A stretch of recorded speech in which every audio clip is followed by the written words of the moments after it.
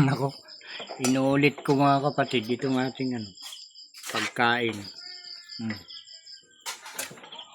Tungkol dito sa ulam natin na anong pagkalit luto nito ma?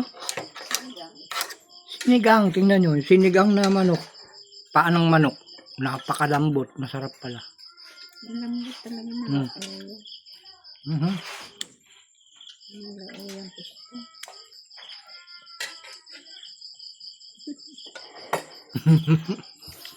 Nagimas gayan.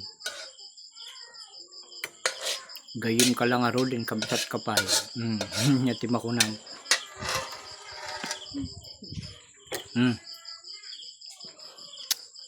Pero may gusto pa akong makuha kapatid, mga kapatid na paglulutuan yung lumalambot na parang laman yung buto. May ganun ba kayo mga kapatid? Napanood ko yan sa TikTok ata yun. Yung ganun. Pati buto. Ay si Kwan pala. Nakita ko ito kay Miss Igado. Yung vlogger na babae.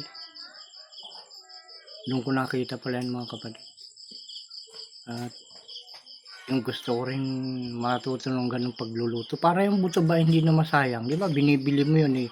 Yung kagaya nito, paanong manok. Binibili mo yan eh, 4 kilo.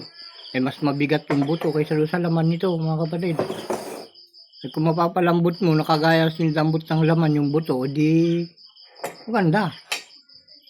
Yun lang mga kapatid. Salamat sa panunood. Pakita ko lang sa inyo itong bagong recipe. Okay pala yung ganito sa paanong manok. Lambot.